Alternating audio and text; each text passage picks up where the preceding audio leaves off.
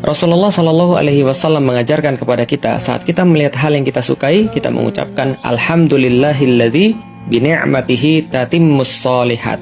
Dan saat kita melihat hal yang tidak kita sukai, kita mengucapkan Alhamdulillah ala kulli hal.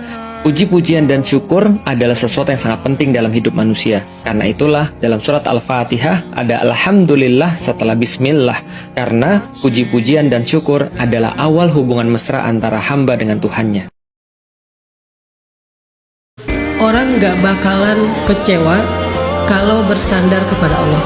Itu gak bakalan.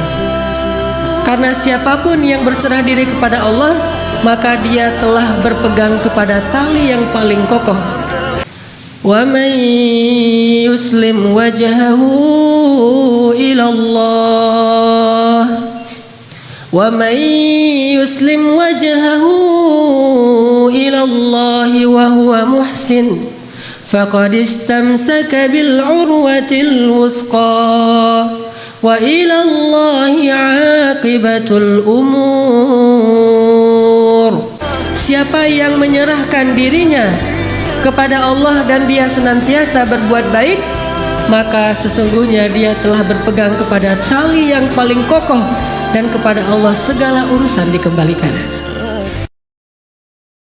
Kata Allah, jika Anda punya kesulitan dalam hidup, apapun jenisnya, maka terimalah itu dengan sabar.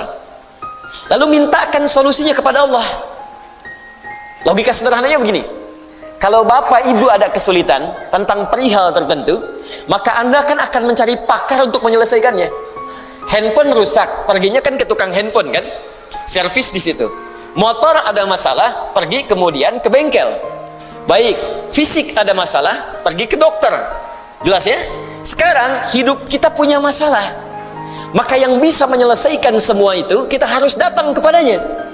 Siapa itu? Carilah yang tidak punya batas dalam pemberiannya. Bukan cuman sekedar memperbaiki motor Anda dengan kun fayakun dan ditunjukkan kepada bengkel terbaik. Bahkan ia mampu mendatangkan motor yang lebih baru.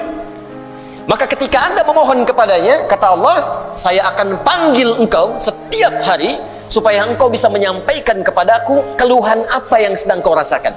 Masalah apa yang Anda miliki? Maka datang kepadaku, kata Allah, karena aku tidak punya batas dalam pemberian. Maka muncullah kalimatnya, wasta'inu bisabri wassalat. Jika engkau punya persoalan dalam hidup, sabar dulu terima. Nanti saat sholat, datang kepadaku, mintakan apa yang ingin kau mohonkan.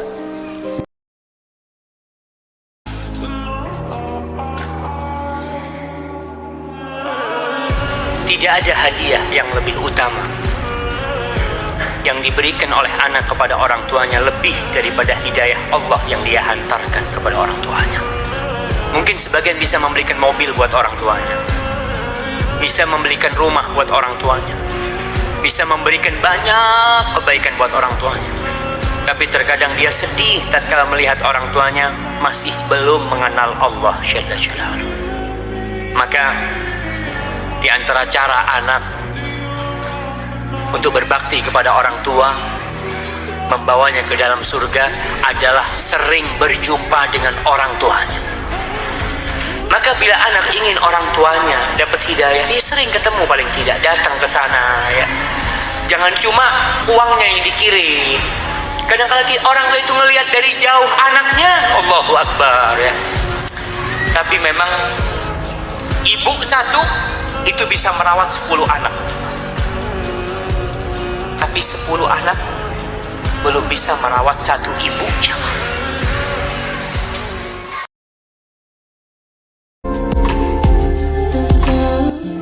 Bro, kok datang telat? Iya nih, Jakarta macet. Sholat yuk bro. Ah, nanti aja. Aku celananya lagi kotor. Kok kamu nggak berhijab sih? Aku hijabin hati aja dulu. Aku takut nanti maksiat lagi. Alasan gak akan pernah membuat kita jadi lebih baik. Kenapa? Karena dengan membuat alasan, kita mematikan otak kita untuk mencari solusinya.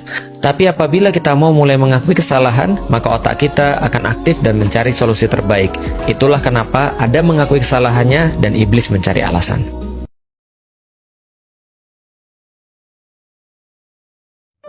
Bercanda mah untuk menghilangkan sedih, bercanda mah untuk menghilangkan stres, bercanda supaya dapat energi baru kan?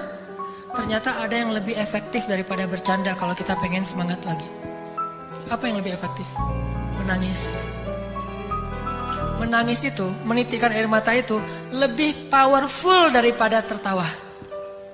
Cuman kita sering memilih tertawa daripada menangis. Sama kayak orang lebih senang minum kopi walaupun minum kopi itu boleh daripada minum air putih.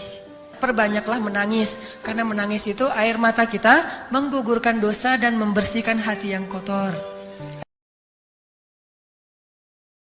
Kata Allah, kamu jangan sombong, kamu pasti butuh dengan saya. Awas, hati-hati. Setiap manusia pasti akan diberikan oleh Allah situasi untuk menyebut Allah, untuk menunjukkan dia makhluk bukan Tuhan. Makanya kata Allah, orang sombong yang nggak mau berdoa minta pada aku, paksa dulu. Kalau sampai dipaksa pun nggak mau berdoa, aku tenggelamkan di neraka jahanam. Innal ladzina yastakbiruna an ibadati, sungguh orang yang sombong nggak mau berdoa, aku tenggelamkan di neraka jahanam. Awas, hati-hati. Karena itu seringkali kita mengalami situasi yang situasi itu memaksa kita berdoa supaya menyebut Allah dan mengakui kita bukan Tuhan. Yang paling berbahaya itu adalah penyakit hati. Kalau penyakit hati itu bisa mematikan kita di dunia dan di akhirat. Makanya doa Rasulullah Muhammad SAW sebelum tidur itu terus berdoa, kata Ummu Salamah, ya Rasul, apa yang biasa kau panjatkan doa sebelum kau tidur? Kata Rasulullah Muhammad SAW, ya muqallibal qulub, tsabbit qalbi ala dini. Jadi minta kepada Allah yang maha membulak-balik hati manusia itu agar senantiasa ditetapkan hatinya dalam ketaatan kepada Allah.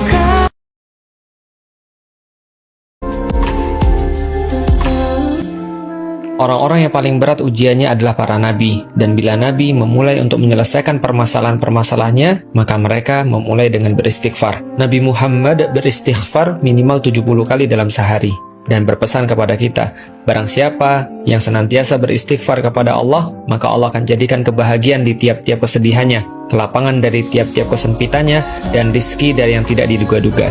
Bila kita bingung untuk memulai dari mana, maka mulailah dengan istighfar.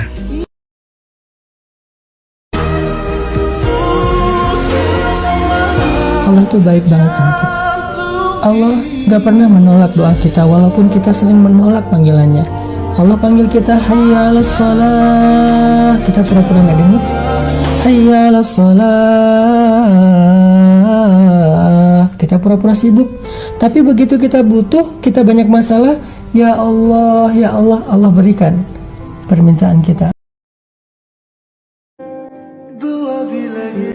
Kalau mau bagus, jadikan dunia untuk kepentingan akhirat. Insya Allah Allah akan berkahi kehidupan kita.